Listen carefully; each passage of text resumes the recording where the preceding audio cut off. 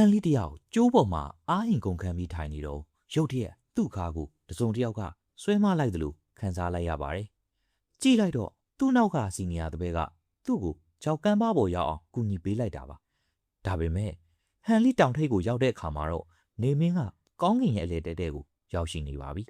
။ငါကြရှုံးသွားပြီလား။ဟန်လေးရဲ့စိတ်ထဲမှာတော့မကြေမနက်မှုတွေကပြေသွားခဲ့ပါတယ်။အသက်နဲ့ရင်ပြီးစူးစမ်းခဲ့တာတော့ဘာလို့မအောင်မြင်ရတာလဲဆိုပြီးသူ့ကိုယ်သူယူကျုံမရဖြစ်နေပါတယ်။တောင်ထိပ်ပေါ်မှာတော့ခမ်းမသခင်ရွဲကတင်ငိမ်တဲ့မျက်နှာနဲ့စောင့်နေပါတယ်။ဒီတစ်ခေါက်မှာတော့ကလေးခွန်းနှစ်ယောက်ပဲအောင်မြင်ခဲ့ပါတယ်။ဝူရန်ကတော့ထူးချွန်တဲ့အပြင်အဆက်အသွယ်ကောင်းတာကြောင့်ဂိုင်းရဲ့လှုပ်ဝက်ပညာရက်တွေကိုသင်ရမယ်အထွတ်ထိပ်9ပါးခမ်းမစီကိုထိုက်ရိုက်ကိုပို့ဆောင်ခံလိုက်ရတာပါ။ကြံရှိတဲ့ကလေးတွေအတွက်ခမ်းမသခင်ရွဲကတော့အမိတ်ထုတ်ပြန်လိုက်ပါတယ်။ကျန်းတယ်နဲ့ဟန်လီမင်းတို့နှစ်ယောက်ကဇန်းသက်မှုကိုချိန်မြူမပြီးမြောက်ခဲ့ဘူး။ဒါပေမဲ့မင်းတို့ရဲ့ဆွဲလုံးလာကတော့ထင်ကြီးစရာပဲ။ဒါကြောင့်မင်းတို့ကိုတရားမဝင်တပည့်အဖြစ်လက်ခံမယ်။နောက်6လအတွင်းထပ်ပြီးတော့စစ်စေးအောင်ပါ။အောင်ရင်တော့တွင်ကိုင်းတပည့်ရှုံးရင်တော့ပြင်ကိုင်းတပည့်ပဲဖြစ်ရလိမ့်။ဟန်လီနဲ့ကျန်းတယ်ကိုစီနီယာတပည့်နှစ်ယောက်ဖြစ်တဲ့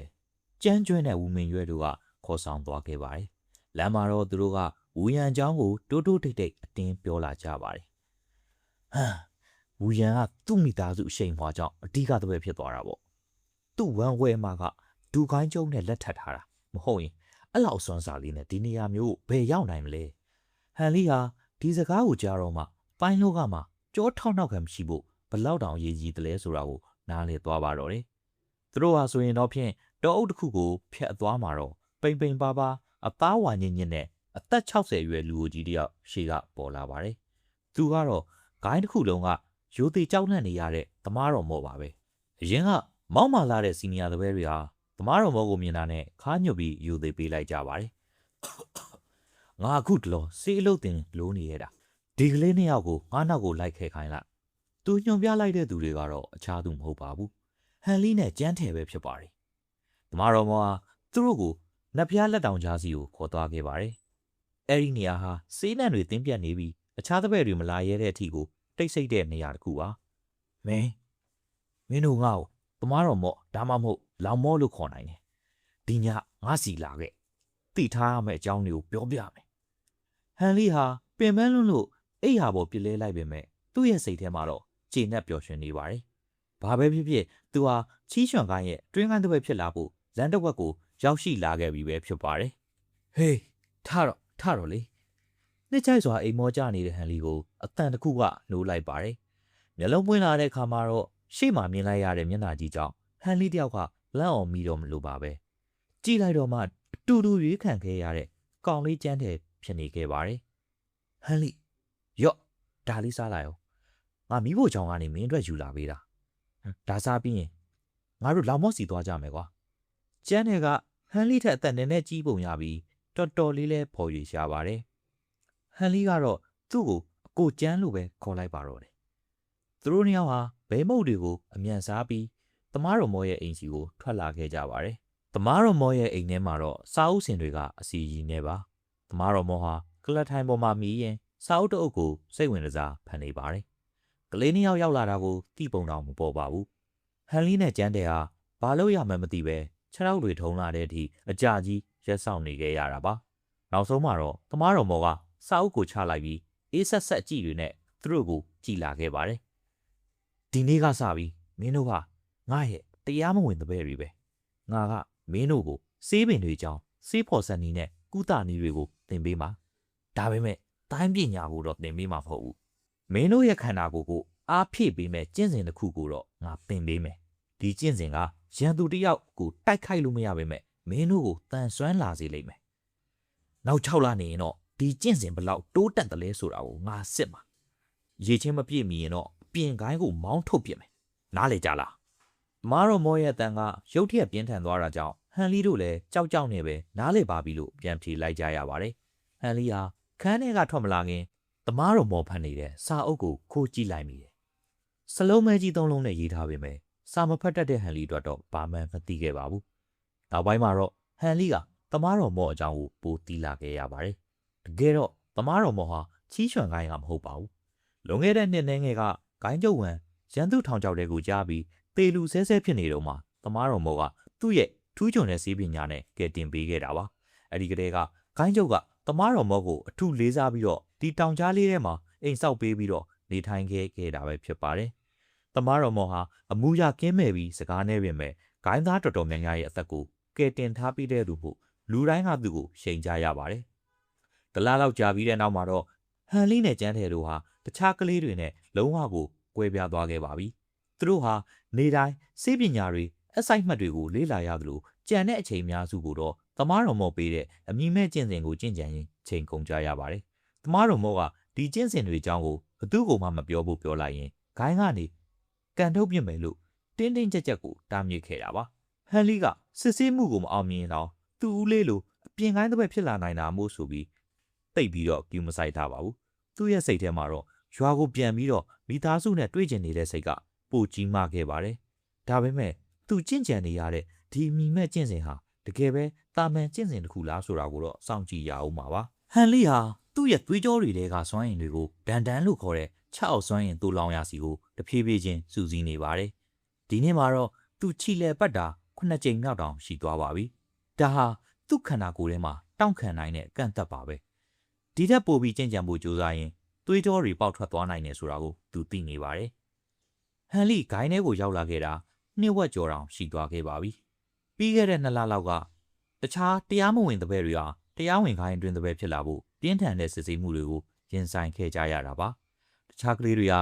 10ကီလိုမီတာပြေးရတာအချင်းချင်းတိုက်ခိုက်ရတာစီနီယာတွေရဲ့တိုက်ခိုက်မှုကိုတောင့်ခံရတာစတဲ့ခက်ခဲတဲ့စမ်းသပ်မှုတွေကိုလုပ်ခဲ့ကြရတာပ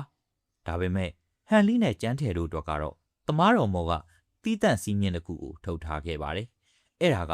သူတင်ပေးထားတဲ့အမြင်မဲ့ကျင့်စဉ်ကိုပထမအဆင့်အောင်မြင်ဖို့ပါပဲအောင်မြင်ရင်သမားတော်မော်ရဲ့ကိုယ်ပိုင်တပည့်ဖြစ်လာမှဖြစ်ပြီးအတွင်းကိုင်းတပည့်တွေထက်တောင်ပိုတာတဲ့အခွင့်အရေးတွေရလာနိုင်ပါတယ်ဒါကြောင့်ဟန်လီဟာအစကတည်းကအိမ်ပြန်ခြင်းတဲ့စိတ်ကိုဖျောက်ဖျက်ပြီးပတ်စံများများရှာနိုင်မှုမိသားစုကိုထောက်ပံ့နိုင်မှုအတွက်ဒီကျင့်စဉ်ကိုအယူတယောက်လိုစူးစမ်းပြီးတော့ကျင့်ကြံနေခဲ့တာပါဒါပေမဲ့ပြဿနာကအခုမှစတာပါတခြားတပည့်တွေဟာဂိုင်းရဲ့အခြေခံကျင့်စဉ်ဖြစ်တဲ့အစစ်မှန်ရန်စွမ်းအင်ကိုကျင့်ကြံနေကြပြီးသူတို့ရဲ့ခန္ဓာကိုယ်ထဲမှာနှွေးထွေးတဲ့စွမ်းအင်တွေကိုခံစားရတယ်လို့ပြောကြတယ်ဒါပေမဲ့ဟန်လီကျင့်နေတဲ့ကျင့်စဉ်တွေကတော့လုံးဝဆန့်ကျင်ဘက်ပါပဲ3လကြာအောင်စူးစမ်းခဲ့တာတောင်သူ့ကိုယ်ထဲမှာအေးဆက်ဆက်စွမ်းအားမြင်လေးတစ်ခုပဲရရှိခဲ့ပါတယ်ဒီစွမ်းအားကလည်းဘာမှအသုံးဝင်တယ်လို့ပါပဲတခြားသူတွေ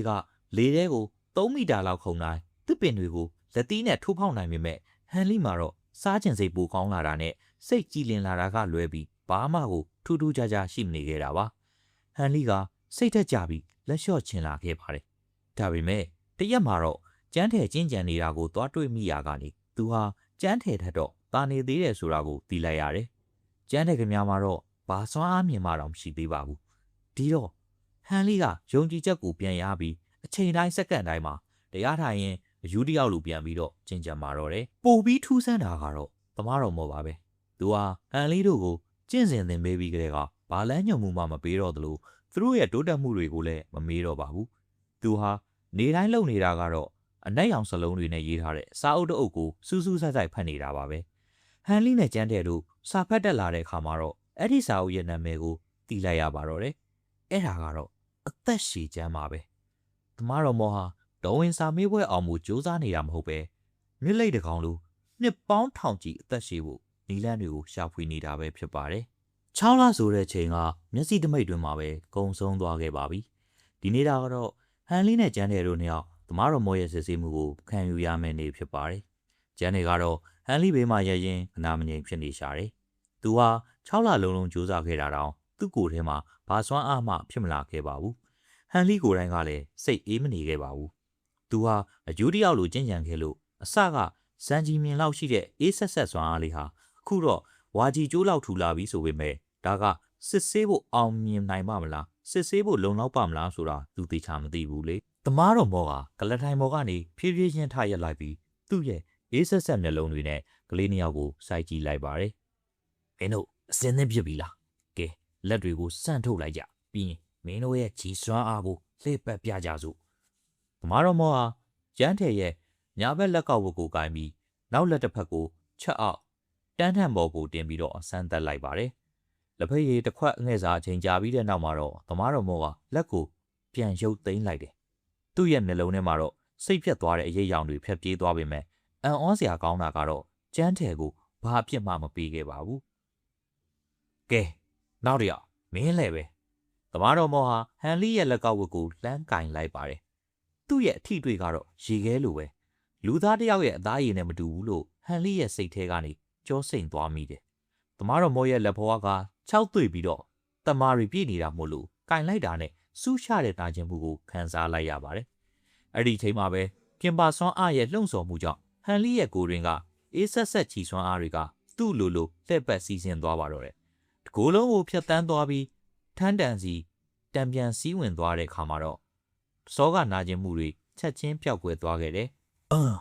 သမားတော်မောကမကြီးရွယ်ပဲအတန်ထွက်မိသွားပါတယ်သူဟာဟန်လီကိုတွေကစွမ်းအားကိုရှာတွေ့သွားခဲ့တာပါမြန်မင်းရဲ့ကျင့်စဉ်တိုင်းစွမ်းအားကိုနောက်တစ်ကြိမ်ထပ်လှည့်ပတ်ပြစမ်းဖြည်းဖြည်းလို့ငါသေချာကြည့်ပြစီ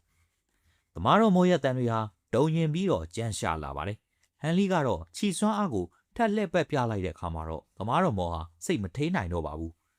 မစိုးဘူးကွာဒီခံစားချက်ပဲငါလိုချင်တဲ့ခံစားချက်ကွာငါမမားဘူးငါအမားမလုပ်ခဲ့ဘူးကွာ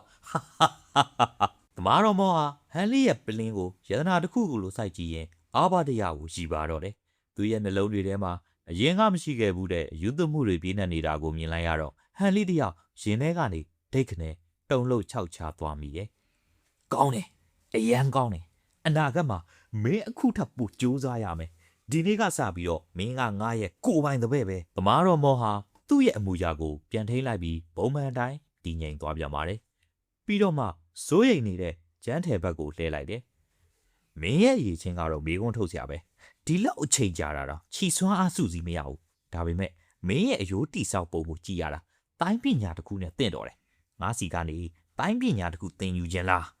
ကျန်းထယ်ကတော့ဝမ်းသာအားရနဲ့ပဲချက်ချင်းကိုကောင်းငိတ်သဘောတူလိုက်ပါတော့တယ်သမားတော်မော်လဲစိတ်အခြေအနေတောက်လျှောက်ကောင်းသွားပြီးမနှက်ဖြန်ကြရင်ကျင့်စဉ်အသစ်တွေသင်ပေးမယ်လို့ပြောကသူတို့ကိုပြန်လွှတ်လိုက်ပါတယ်ဒီနေ့ရဲ့စစ်ဆေးမှုကတော့တကယ်ကိုအလှည့်ပြောင်းတွေနေပါ